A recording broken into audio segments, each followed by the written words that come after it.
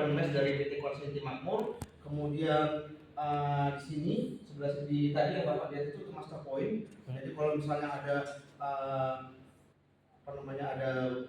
gangguan bencana atau apa, kita segera keluar dari dua pintu sini, pintu situ. Kalau pintu sana menuju ke toilet, jadi kita segera menuju keluar menuju ke master point yang ada di parkiran kantor depan.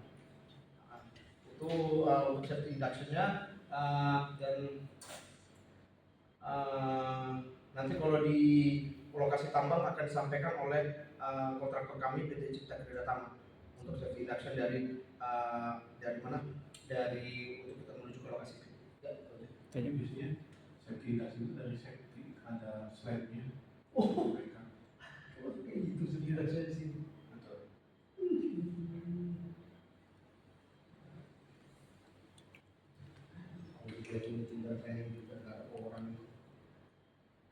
Ya, ke operasional dulu ya. Assalamualaikum warahmatullahi wabarakatuh. Waalaikumsalam warahmatullahi wabarakatuh.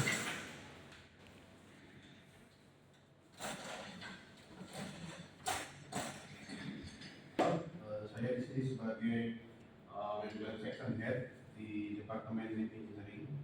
Jadi di Konsinti Makmur ini secara struktural kebagi atas 4 ya, yang pertama itu main engineering dan juga main operation, itu sebagai operasional di lapangan dan juga di tambang itu. Terus lalu yang kedua ada HSE, Safety, Health and Environment, dan yang ketiga ada HRGA, terus finance seperti itu.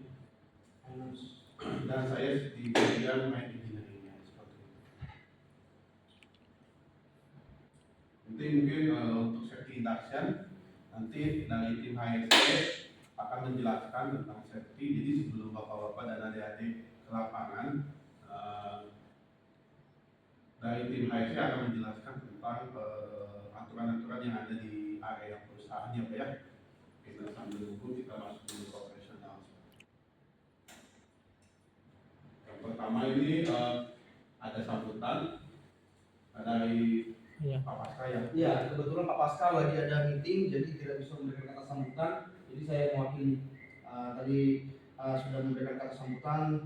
Selamat datang. Semoga memberikan manfaat bagi siswa-siswi dari SMKN Tipe untuk kunjungan lapangan ini. Tadi udah. Di KTT kita Pak Pasca. Jadi kalau misalkan kita lihat dari struktural organisasi ya Pak ya, kan pertambangan ini kan diawasi oleh SDM ya, Kementerian SDM. Jadi dari Kementerian SDM itu ada perwakilan namanya KTT, Kepala Teknik Tambang. Jadi KTT ini posisinya ada di perusahaan dan juga satu kaki ada di perusahaan dan satu kaki ada di pemerintahan seperti itu. Ini jadi Pak Pasca ini posisinya paling tinggi di tambang di operasional. Lalu yang pertama ini overview ya Pak ya. Jadi untuk E-block ini, E-block kalau misalnya kita bisa lihat ya Pak di peta. Di peta ini berada di Provinsi Jambi ya Pak ya, di Provinsi Jambi.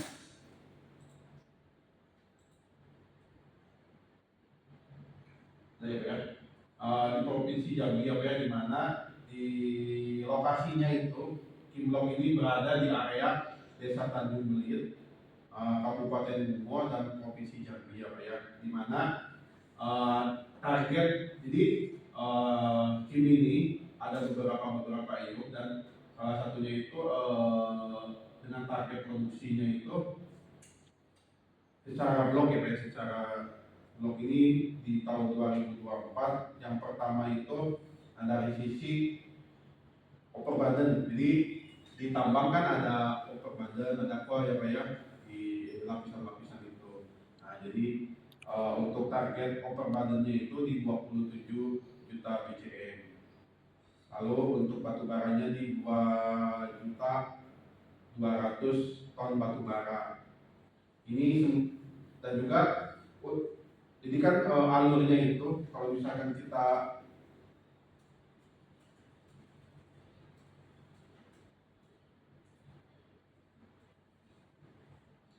alurnya itu kan kalau misalkan kita lihat kan ini OB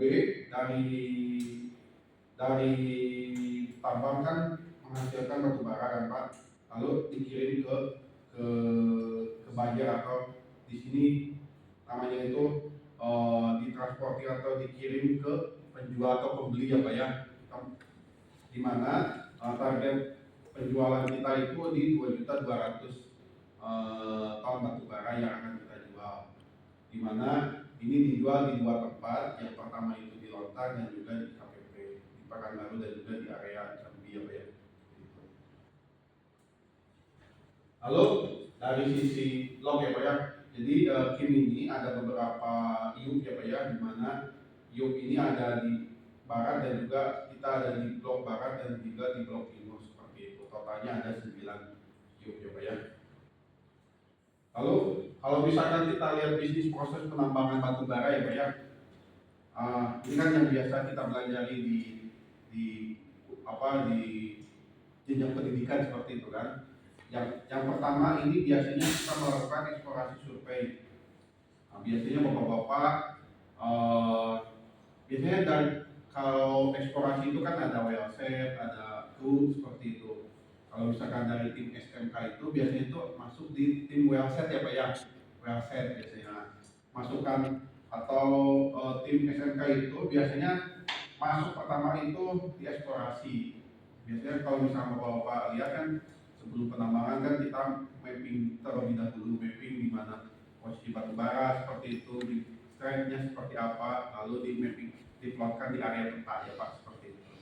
Biasanya banyak tim SMK yang berperan di area tersebut. Jadi ada tim SMK, ada tim geologinya seperti itu. Jadi lalu setelah dieksplorasi oleh survei dan juga tim geologi, akan dilakukan eksplorasi drilling. Biasanya tim drilling itu terdiri dengan kru drilling, wellset dan juga geologi ya Pak ya seperti itu.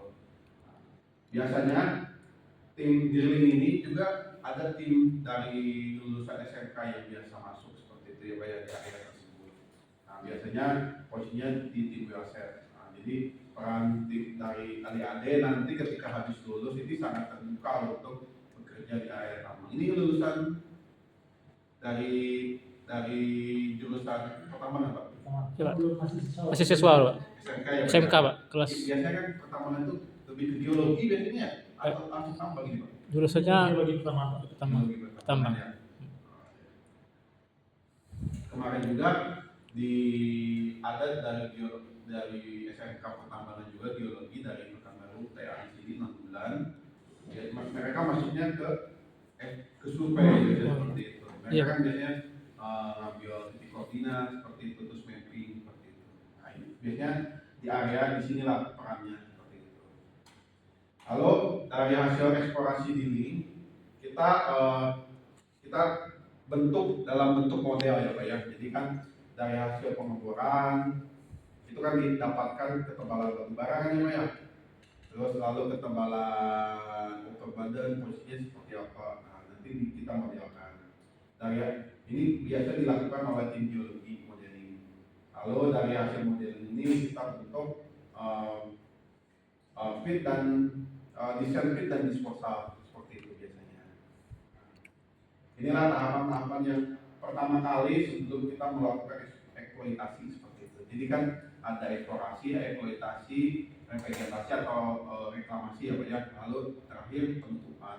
Jadi ini tahap pertama yang biasa kita lakukan, dan peran adik-adik sangat vital di area lokasi di tahapan ini seperti itu.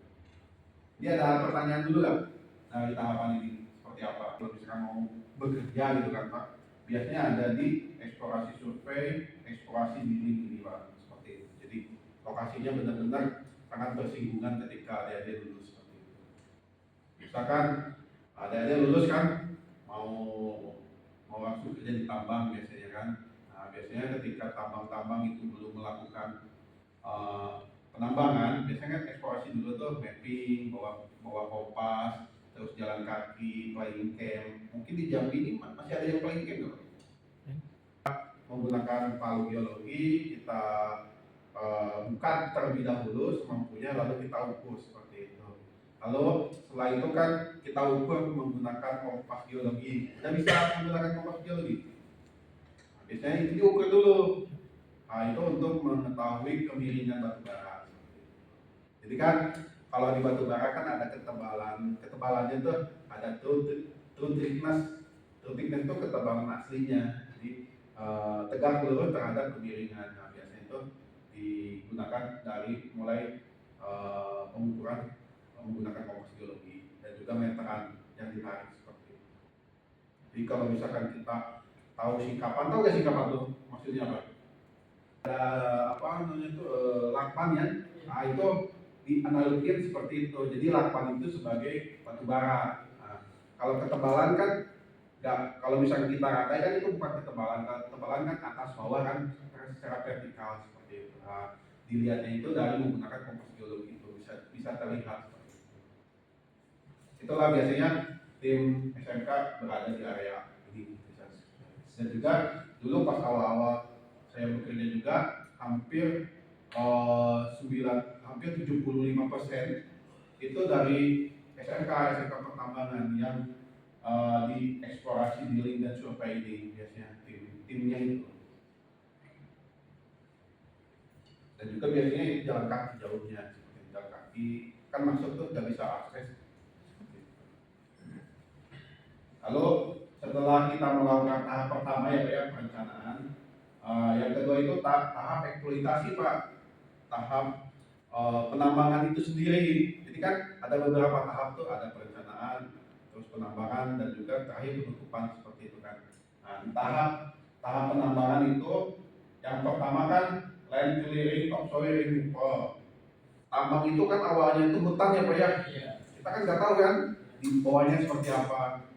Secara aturan pohon-pohon itu tuh harus dipisahkan, lalu soil juga harus dipisahkan seperti itu.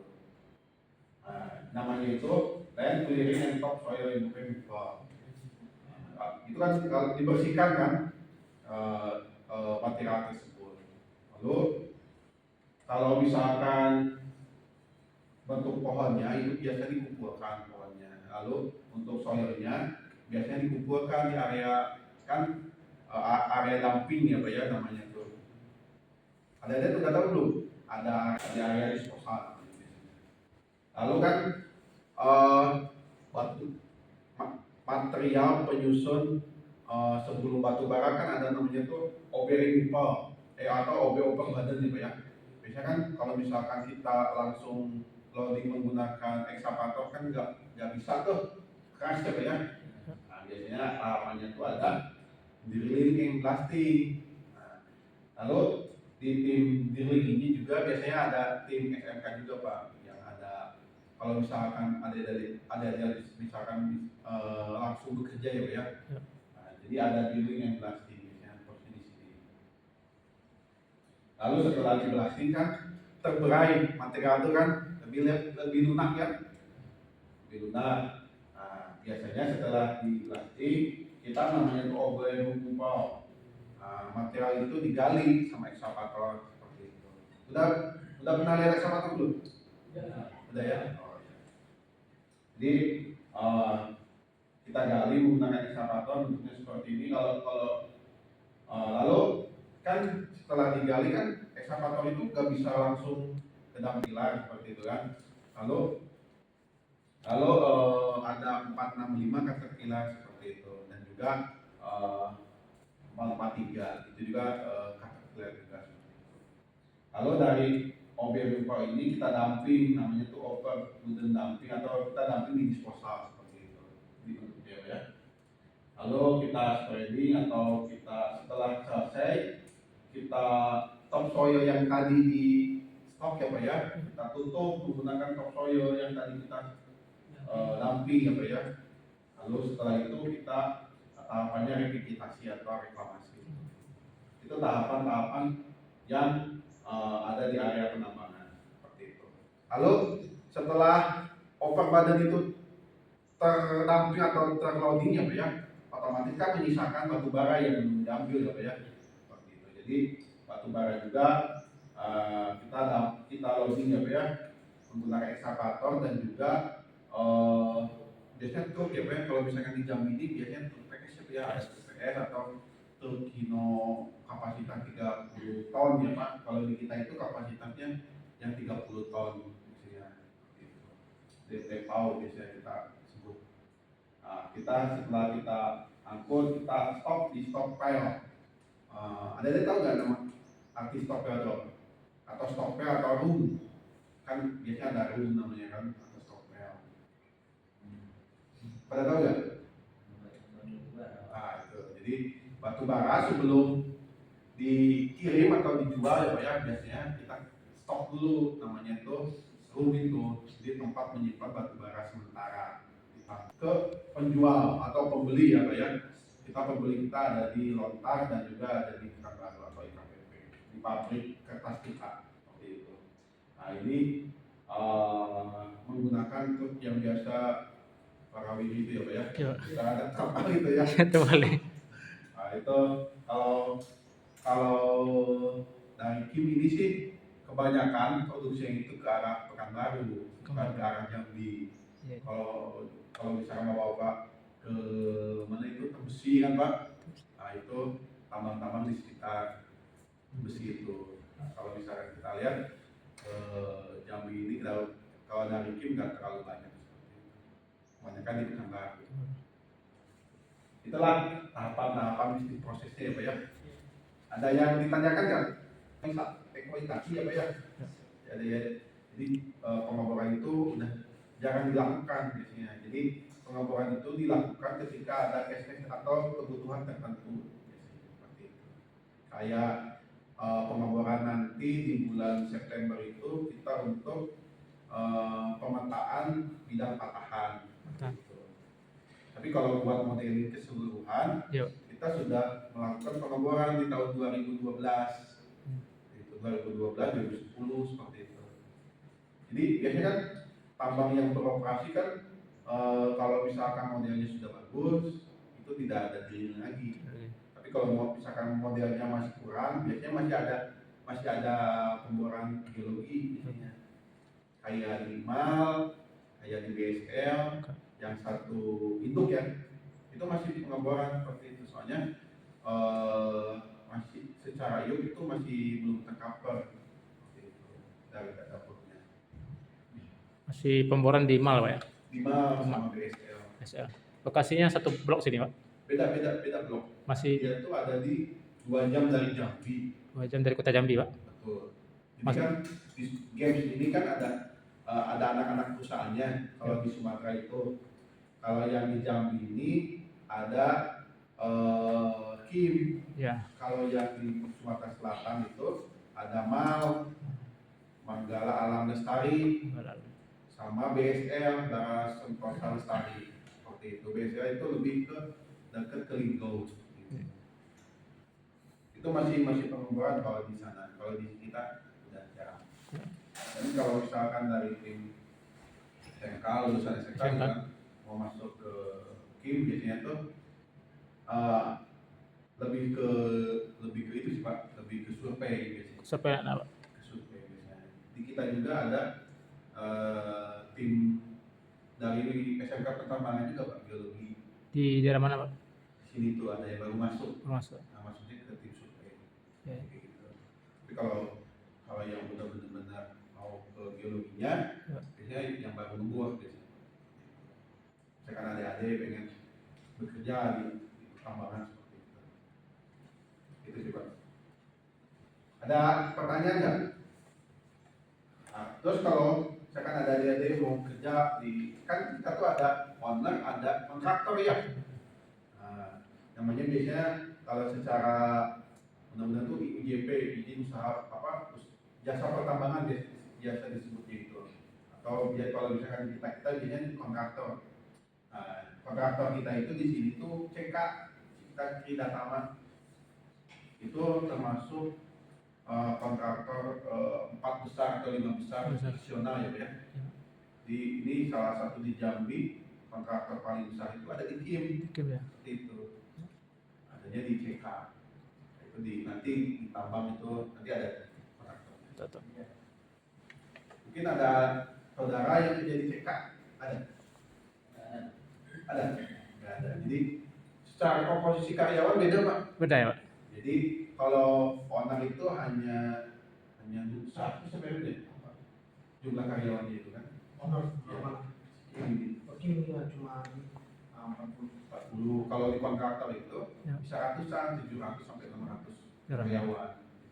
Jadi yang benar-benar operasional pertambangan itu yang mulai dari drilling, terus land clearing, sama operating removal ini, sama overdumping ini dicek Dicek. tim kontraktor yang melakukan. Jadi tim ini hanya merencanakan atau membuat desain dan juga Desain, melakukan pengawasan. Pengawasan. Jadi untuk mapping masih berlanjut sekarang Pak? Mapping? Oh nanti modeling Pak? Sudah tidak Ada lagi. ada lagi. Ada lagi Pak? Yang di owner? Jadi modelnya sudah bentuk model. Modelnya. Jadi kalau seandainya nanti anak-anak permohonan untuk PKL Pak, kan? Nanti mungkin kalau mereka permohonan PKL nanti di bulan Oktober atau November lah. November. Itu ada pemboran kita. Ada pemboran totalnya itu ada di 12 titik. Open hole. Open hole. Oh. Jadi ada tahu pemboran itu ada tipenya ada seperti apa aja. Jadi kan ada bore coring, ada open hole, ada coring seperti itu kan. Udah pernah tahu belum? Kalau bore coring itu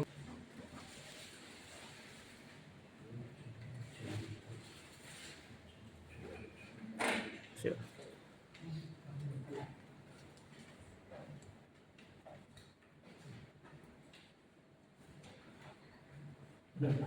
proses pemboran ya. Ya.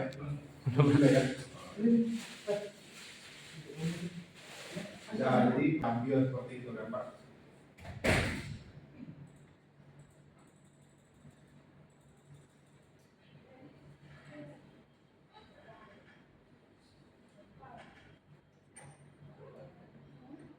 Ini namanya korpok ya Pak ya. Sudah pernah lihat korpok belum? Ini namanya korpok. Jadi kan si sampling itu diambil sama drilling kan. Nanti setelah diambil itu disimpan di korpok ini namanya.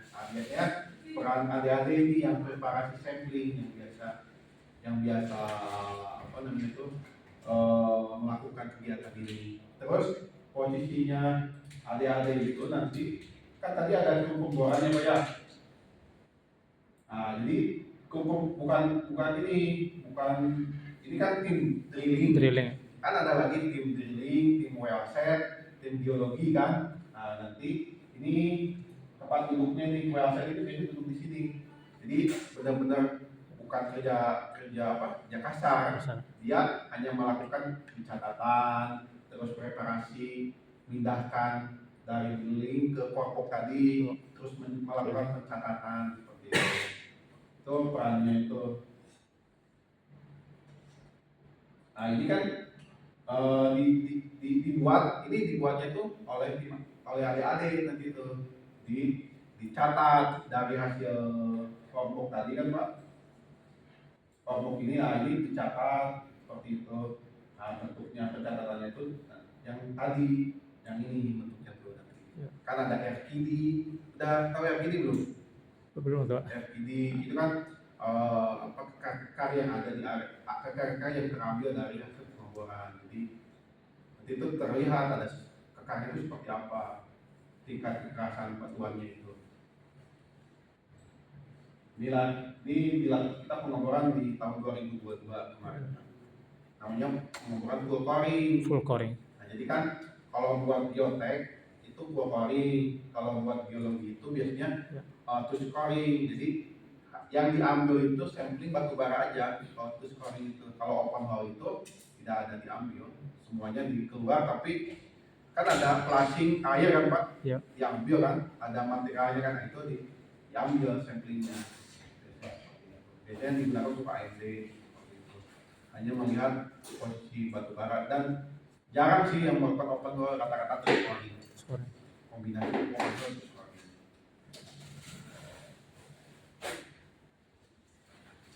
Ini uji labnya seperti itu Pak.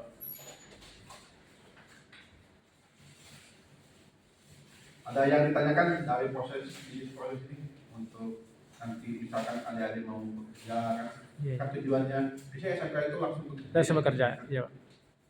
Apalagi kan di Sumatera ini kesempatan untuk adik-adik bekerja itu sangat luas dikarenakan hampir semuanya itu masih tahap, banyak yang masih tahap eksplorasi gitu seperti itu. Jadi belum benar-benar terpetakan untuk tambang-tambang di Sumatera ini. Beda dengan halnya dengan Kalimantan. Iya, Pak. Rata-rata kan secara umur ya Pak ya, secara umur. Kalimantan kan udah dari tahun 98 udah proses, kalau di sini kan hanya sebagian besar ya Pak ya. Nah, makanya masih belum melakukan, banyak yang masih eksplorasi di Sumatera ini. Jadi nanti ada itu kesempatannya katanya bahan buat kerja. Makanya mumpung di sini kan, tanyakan ngapain aja sih nanti ketika kamu bekerja sebagai wasiat itu seperti apa. Terus apa setelah kita catat siapakah sampling batubara itu.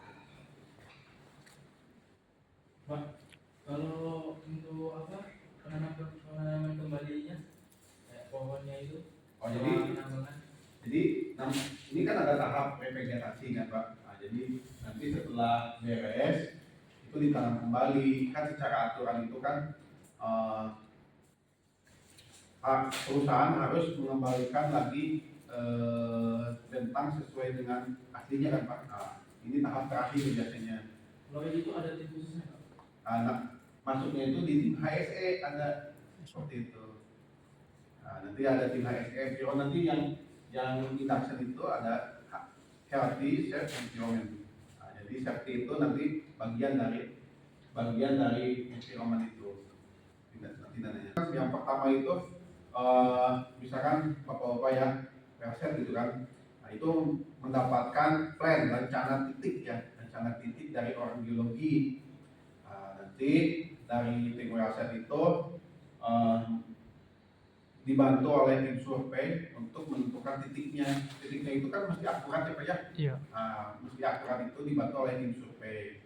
Nah, biasanya di titiknya tersebut lalu setelah ditandai, lalu tim drilling masuk, mulai dari pemborannya, orangnya, krunya, risetnya masuk ke dalam seperti itu kan. Nah, setelah itu kita melakukan pemboran seperti itu, melakukan pemboran kan, hasil pemboran kan berupa tanah ya, berupa tanah kan, tanah batu kan, terus batu bara.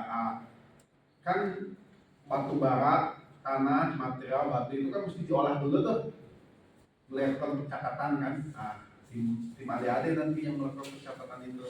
Iya. Nah, seperti itu. Dari hasil pencatatan, kalau misalkan to scoring, kita kan butuh sampling batu bara. Nah, adik-adik yang melakukan preparasi atau sampling itu kan harus diperlakukan kan, mau itu diplastikan atau masukkan ke dalam sorong pipa. Nah, itu adik-adik yang melakukan. Nah, setelah dilakukan preparasi, sampling itu kan harus dikirim ke lab tuh. Iya. Nah, biasanya tim biologi yang melakukan pengiriman. Jadi tahapan-tahapan adik-adik itu yang melakukan preparasi. Terus ketika preparasi kan ngebor itu kan ada meterannya tuh, sudah kedalaman berapa, di kedalaman berapa, materialnya apa. Ya. Kayak ini nih. Ya, ada tanah lempung lah. Nah, ini kan ada tanah lempung. Nah, ini kan ada tanah, ada hitam. Nah, itu yang ada melakukan pencatatan. Kalau misalkan ini kedalamannya itu kedalaman 63 nih, elevasi 63. Ini batas batunya. Terus dari 63 sampai 69 ini kan hitam semua, tandanya batu bara. Ada yang melakukan pencatatan itu. Nah, terus biasanya perusahaan itu sudah ada pomnya, ada pom pengisiannya, jadi adik-adik tinggal mengikuti aja seperti itu melakukan pencatatan. Itulah tahapan-tahapan yang ketika drilling ya Pak ya, seperti itu. Nah, itu kan ini tambang kita ya Pak ya, tambang bikin ya Pak ya. Yang pertama itu yang terbuka ini tambangnya Pak, tambangnya kelihatan nggak? Kelihatan ya. Yang hitam ini area batu baranya Pak. area batu baranya. Kalau yang lebih putih ini, lebih putih kan, ini namanya overburden. Biasanya kan sebelum batu bara kan ada batuan penutup dulu kan, nah, itu overburden namanya, itu dilakukan penggalian. Nah, terus ada yang warna hijau kan, Iya. warna hijau kan pohon-pohon tuh, Iya. nggak bisa kita langsung gali. Nah, biasanya kita lakukan land clearing namanya. Pohonnya dipisahkan, soilnya dipisahkan, seperti itu, biar kan soil itu kan harga yang sangat mahal ya Pak ya. Tidak semua material penambangan itu bisa dijadikan media tanam. Kalau tumbuhan kan hanya tumbuh di area soil kan, seperti itu. Nah, terus ini kan area tambang kita ya Pak ya. Terus area dumpingnya di mana? Jadi kan material itu kan gas semuanya diambil, ada yang dibuang kan. Nah, namanya itu waste dump. Ini area tambang kita. Ini masih putih nih. Nah, masih putih otomatis kan belum ada tumbuhan yang tumbuh. Kenapa? Gara-gara kan tumbuhan itu nggak bisa tumbuh di material putih kan, nggak bisa tumbuh di material batu kan, hanya bisa tumbuh di area soil yang sudah ada soilnya atau yang udah coklat gitu kan. Nah, yang udah coklat kan ada namanya di sini nih. Tadi kan Bapak nanya, setelah penanaman kembali kan, namanya itu backfilling area. Nah, backfilling area di area yang sudah benar-benar tertanam biasanya kita namakan revegetasi area. Ini yang sudah hijau kan, ada sedikit hijau, nah itu yang sudah kita tanami kembali. Jadi tahapannya itu ya land clearing, awalnya hutan, lalu kita pindahkan ke area waste dump, terus batuan penutupnya yang warna putih kita angkut, kita gali, kita pindahkan ke waste dump lagi. Jadi bentuk setelah akhirnya kan warna hitam kan, ini batu bara yang kita ambil. Batu baranya kita ambil, lalu kita tempatkan di area stockpile. Ini area stockpile. Mungkin nanti kalau ke tambang kita lihat area stockpile. Seperti itu sih, dan juga area office. Kalau area hijau ini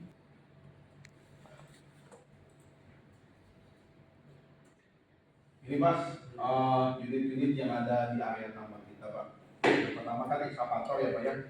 Ekskavator itu kan yang melakukan penggalian kan, melakukan penggalian. Nah, biasanya kita ada beberapa tipe unitnya itu ada Hitachi 1900, CAT 6015 sampai Hitachi 870. Total yang melakukan covering proper ini ada 15 unit yang besar. BR berapa? Nanti kelihatan di tambang. Kita mau. Lalu selain ekskavator yang melakukan penggalian, kita juga kan ada yang memindahkan material kan, namanya tuh hauler. Yang tadi dibilang ada CAT 777D, ada Caterpillar 773E, dan ada Komatsu 465. Ini kapasitasnya ya, kapasitasnya. Sudah pernah biasanya kalau ada yang kalau pertama kali ke tambang biasanya foto-fotonya di folder atau ekskavator ya.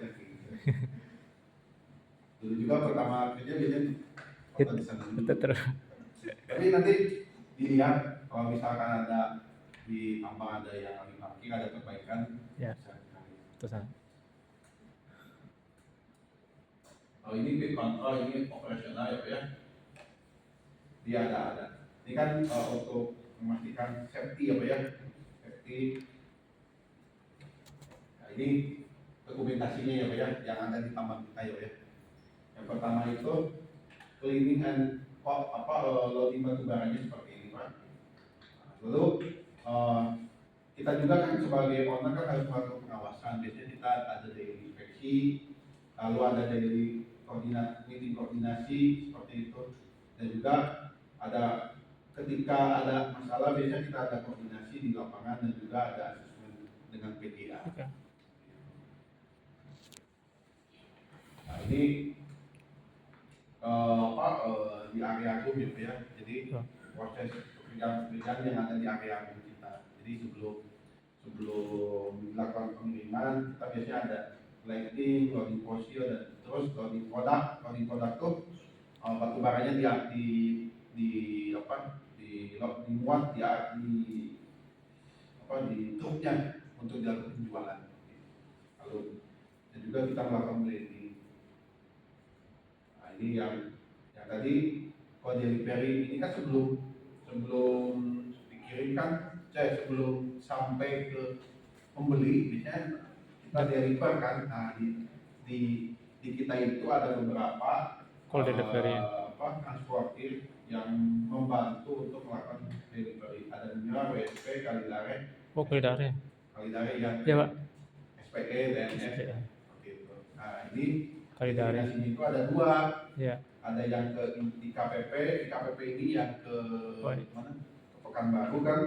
Ada yang ke Lontar ini ke Jambi. Papirus ini semuanya itu Lontar papirus Papirus. Iya. Kalau yang lewat ke Jambi itu kita hanya 360 ton aja. Tapi kalau yang ke Pekanbaru di 1.800.000. Lebih banyak. Kalau SMK di Timpe itu ada yang ke arah Jambi atau ke Pekanbaru? Kalau dari sini? Oh ya, baru. Kami arah ke Pekanbaru, Pak. Pekanbaru ya? Pekanbaru ya? Iya, Pak. Oh, jadi Mas Raya, Pak. Ya? nama saya. Mas Raya, Pak. Ya, betul. Jadi lebih banyak itu dari sini. Iya, tuh, Pak. Apalagi di Mas Raya itu kan banyak tambang kan ya, Pak ya? Oh, Sini, apa ya? Pak, Sinamar, Pak. Sinamar, Pak, ya. Sinamar kan seperti itu. Nah, ini dokumentasinya. Ini jalan yang di depan itu perbaikan yang ada di jalan. Siap Pak, ada yang ditanyakan Pak? 50% itu dari SMK Pak, geologi. Iya.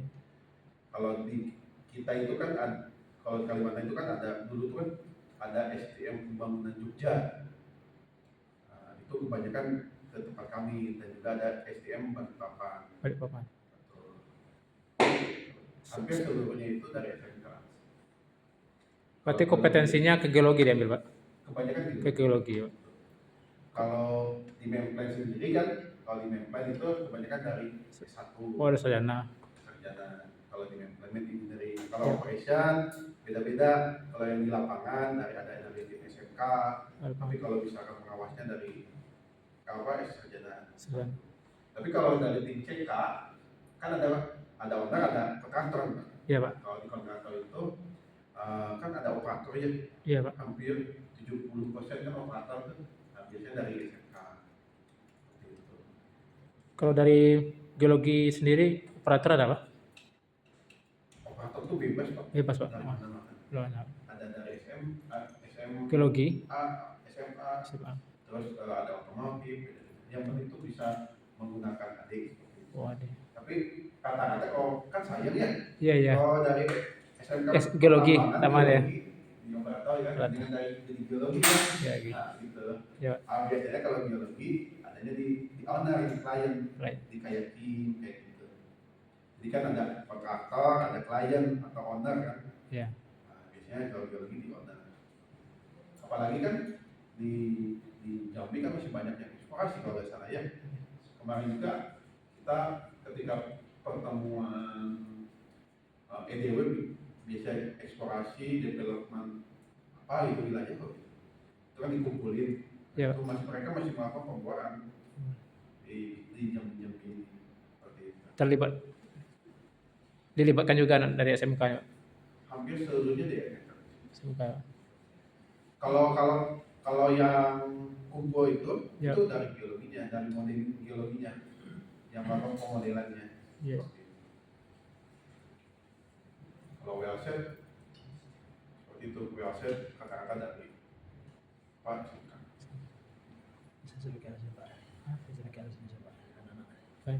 Oh iya, iya.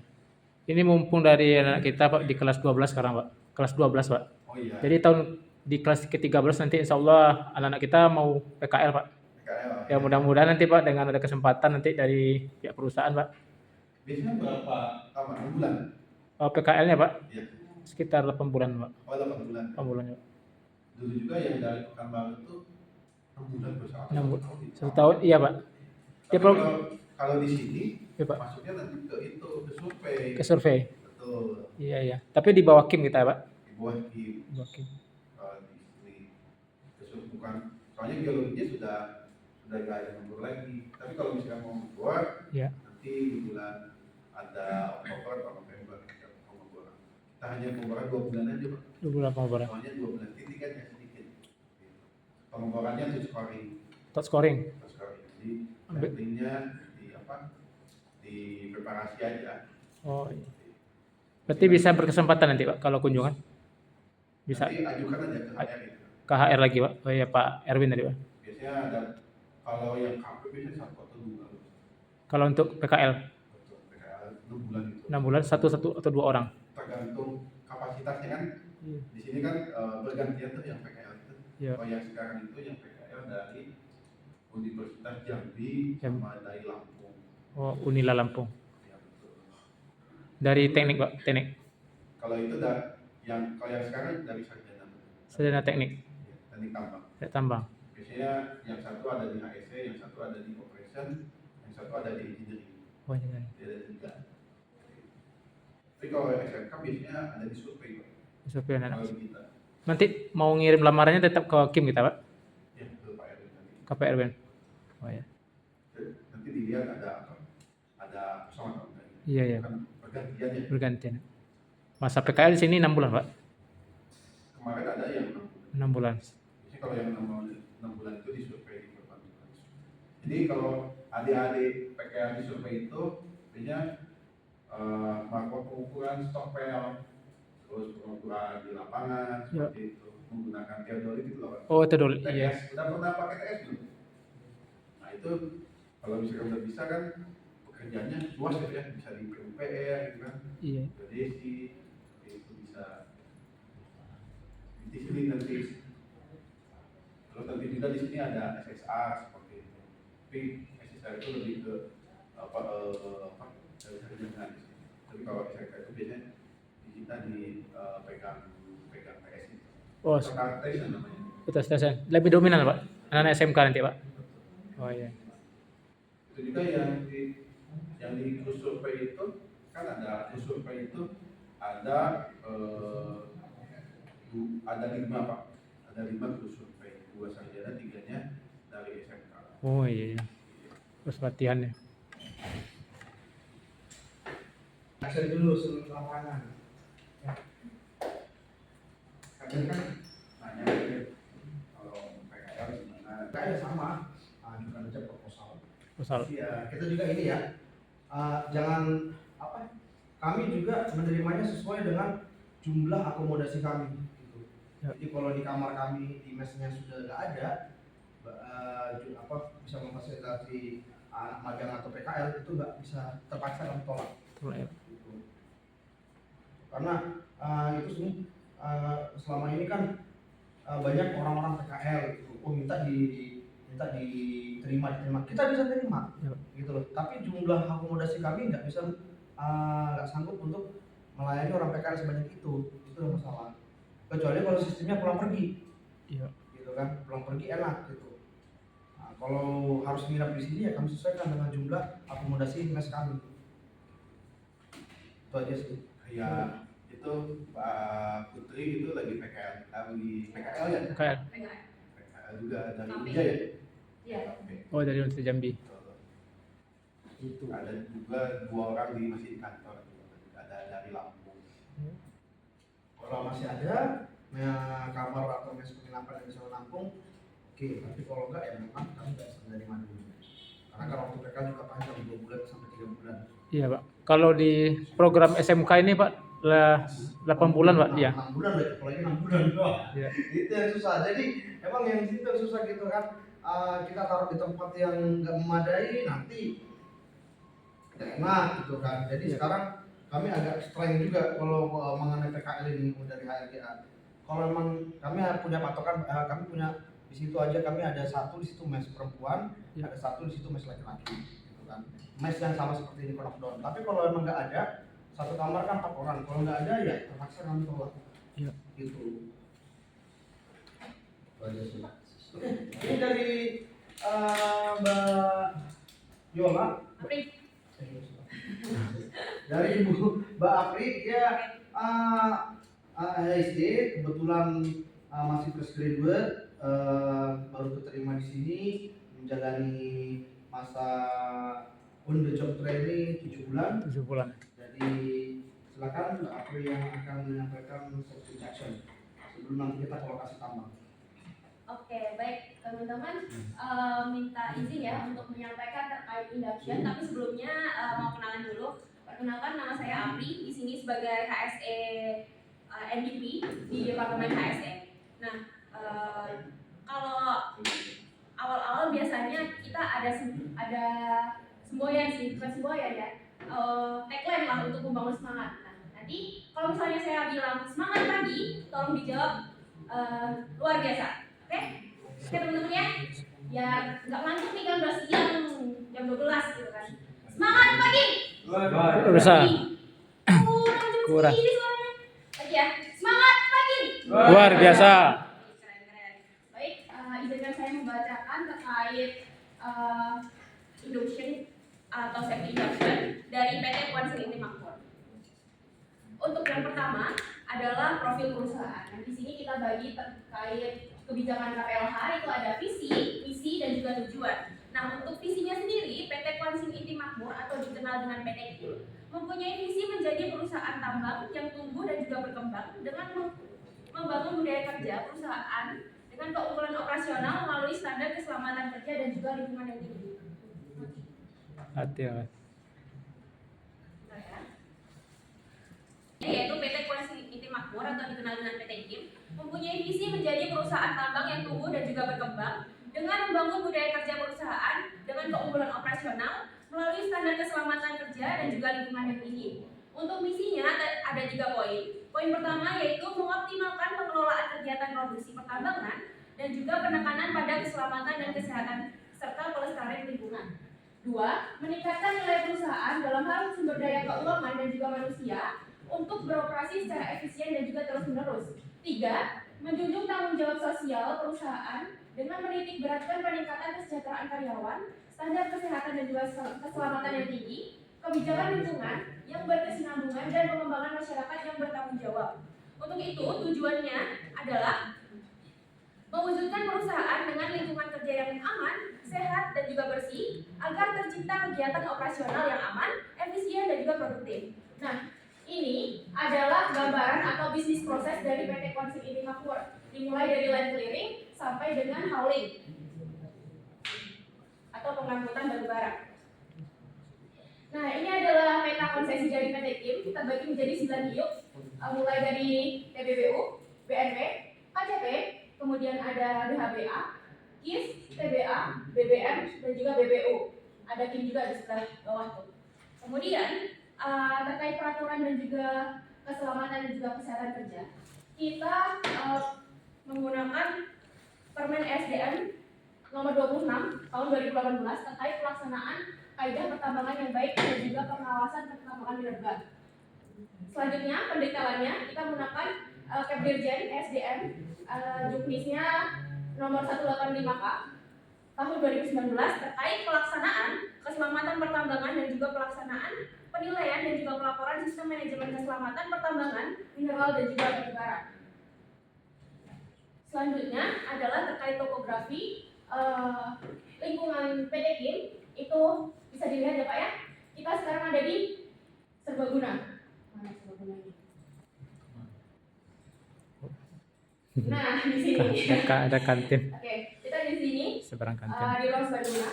Nah, untuk di PT KIM sendiri kita ada 2 master point atau titik kumpul, di mana titik kumpul ini terletak di sebelah Serbaguna, sebelah kiri atau sebelah depan teman-teman, lihat pintunya sebelah sini, kemudian depan office. Nah, untuk saat ini kita sedang tidak ada simulasi keadaan darurat. Apabila nanti terdengar alarm keadaan darurat, maka itu adalah keadaan yang sebenarnya. Selanjutnya terkait standar APD di PT KIM, warnanya agak nabrak ya.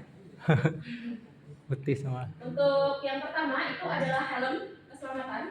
Di sini kita ada pembagiannya berdasarkan warna. Kemudian ada sepatu keselamatan atau safety shoes. Halo Marita.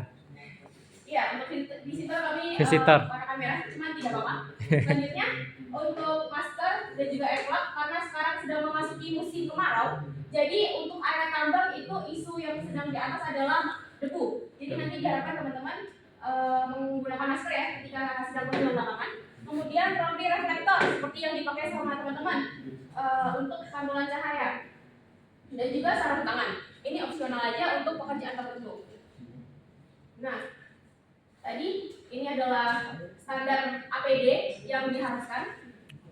Itu ada kepala untuk ada kepala. Ada helm untuk melindungi kepala, kemudian ada safety glasses atau safety goggle, itu untuk melindungi mata, itu atau biasa kita kenal dengan kacamata. Kemudian reflective vest atau rompi reflektor sama dengan yang digunakan teman-teman untuk melindungi badan kita. Kalau misalnya kita pakai seragam juga ada reflektornya. Ini tujuannya untuk apabila kita ada di kondisi kerja yang gelap atau di malam hari, kita tampak. Kemudian ada untuk pelindung tangan itu ada safety gloves, kemudian pernapasan itu ada masker dan juga breathing apparatus. Nah, untuk telinga ini dikhususkan untuk area kerja yang bising itu menggunakan air plug dan juga air protector. Dan untuk kaki itu baik di tempat kerja yang kritis ataupun tidak, kita diwajibkan untuk menggunakan safety shoes.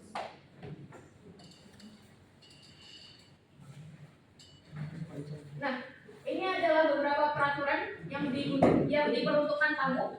Untuk yang pertama, izin untuk tamu diberikan oleh Kepala Teknik Tambang dan validasi izin ini digunakan 1 minggu paling lama. Apabila lebih dari 1 minggu maka diharuskan untuk induksi ulang atau lapor perpanjangan. Selanjutnya, aturan umum untuk tamu itu terbagi menjadi 8 poin. Yang pertama, tamu tidak diizinkan melakukan pekerjaan fisik tanpa persetujuan lebih lanjut. 2. Tamu tidak diperbolehkan mengoperasikan sarana, prasarana instalasi dan juga peralatan tanpa mendapat persetujuan lebih lanjut. 3. Selalu mengikuti pemandu selama berada di job site. 4. Jangan memisahkan diri dari pemandu. 5. Beritahu pemandu jika akan pergi ke suatu lokasi.